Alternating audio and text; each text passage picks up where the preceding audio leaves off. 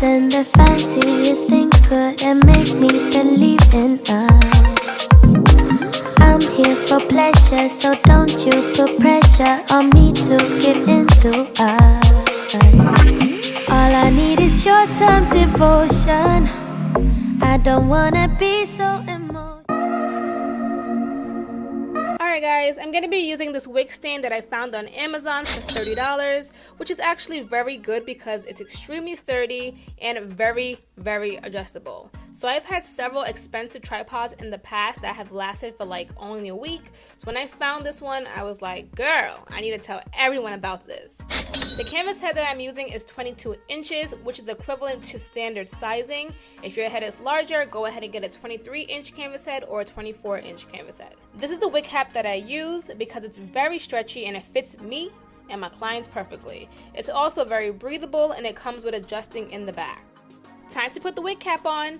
Be sure not to pull on the wig cap. This will adjust the sizing of your wig and you'll be making the wig technically larger. Instead, naturally place the wig cap on the head. I recommend using T-pins to hold the cap in place. You'll also need these T-pins to hold the closure and the bundles in place as well. Now girl, it's time to sew the closure down. First, let's place and center the closure using the front part along these two lines. So that little part right there. Next, you want to go ahead and place the closure on the cap and slide it a teeny bit above the cap. Just a little bit before it, and now you want to T-pin it. As you're laying the closure flat, make sure there is no space or gaps underneath the closure. This will make it bumpy and not lay flat. Instead, make sure it's laying extremely flat by just tugging on it a teeny bit and then going ahead and T-pinning it down. What I like to do is just braid the hair in the front just to get it out the way.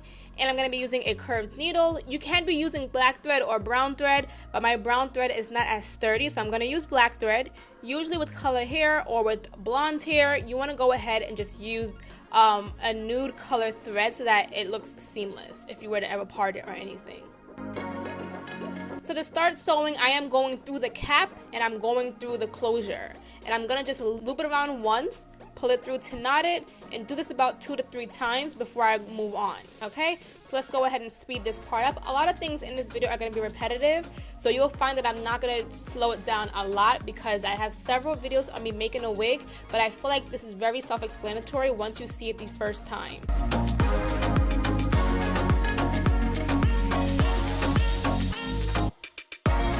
What I also do is I don't use one needle to go from one side of the closure to the other because sometimes it will be a little bit all over the place and it won't be at center. You'll find that it moves a little bit, okay?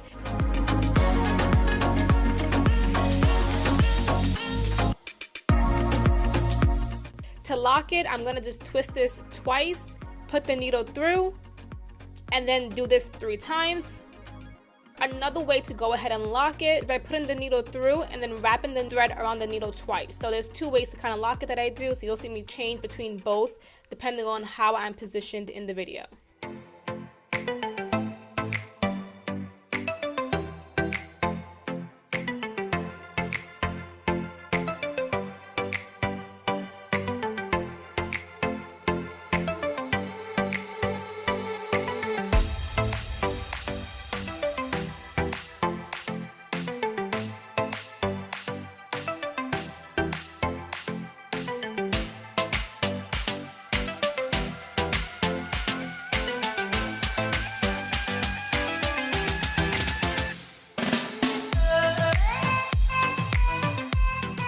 So this is my end result. It's nice and neat and flat.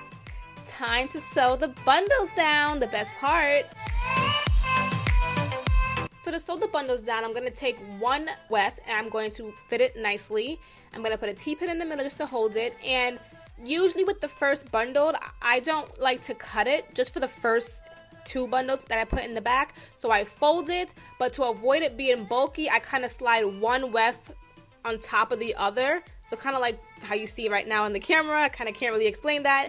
And I put the needle through it along with going through the weft. And this is exactly what I usually do so that it's not bulky. Because you do not want a bulky wig. You do not want it to be lumpy. You want it to still feel very nice and seamless, even with folding the wefts.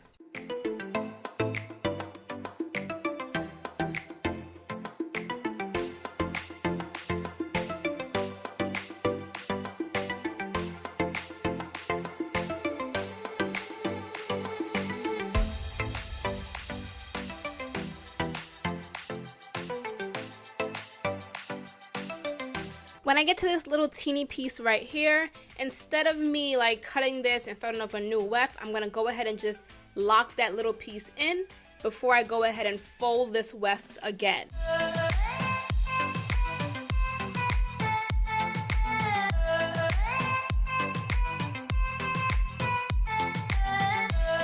So for this video, I used 4 bundles, and this is hair from Diamond Virgin Hair, in case you were interested. I did a video with them in the past before where I did no baby hairs, and you guys loved the nice sleek hair. So I went ahead and I used their hair again to go ahead and create this look. So you see like how the middle part right there has a large gap, large section, and on the sides it's a little bit more narrow. What I like to do is just make short little pieces until everything is kind of evened out.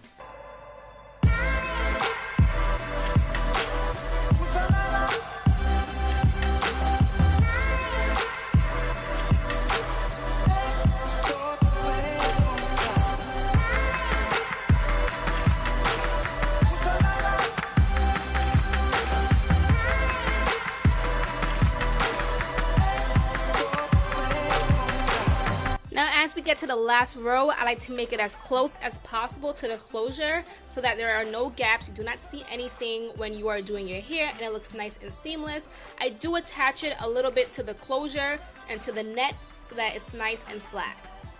This part is very important because this kind of determines if your head is going to be a square top on top or if it's going to lay nice and round. So be very careful and keep that in mind when it comes to sewing the closure and the last row down. Now it's time for styling. I'm going to straighten it for now and just go straight into straightening the closure. Something important to keep in mind, when you get to the back, part a little piece of hair to cover up the wefts and the thread. And I'm going to be using some styling foam just to set the flyaways and keep those things down, honey.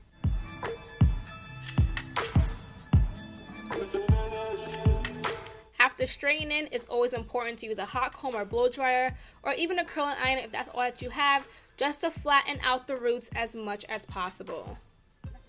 Time to customize the unit.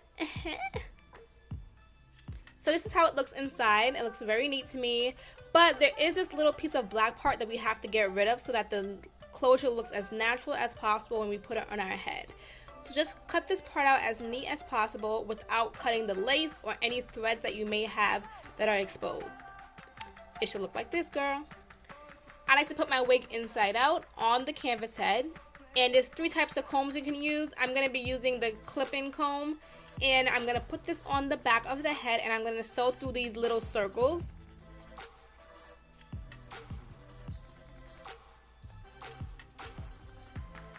And I'm gonna actually put 5 combs, but I only showed you guys 3. So with the back comb, I put 2 on each side of that, and then I put 2 on each side of the front part. Now going into customizing, because it's colored, you don't have to do too much, but you have to do like a little something. So I hate that straight line in the front that, you know, a new closure has. So I went ahead and just kind of jagged up the hairline a little bit and kind of opened up the part so you can see something going on. Just so that it looks a little bit more natural and it doesn't look like you're wearing a hat wig. So this is our end result. Super in love with this. I can't wait to throw it on and slay, honey. But we gotta cut the lace off of the front of the closure. And I'm doing this very zigzaggy and jaggedy. Just made up my own 2 words. And remember this little piece that we had from pulling the closure up? Okay. Take a little piece of the cap and go through the closure and pull. When you pull, you're going to see it get a little bit more tighter. You saw that? Okay, that makes it sit even more snug on your head and makes it lay even more flatter on your head without having to use a headband. So this is like my little method. Pretty sure everyone does it, but it works really well for me.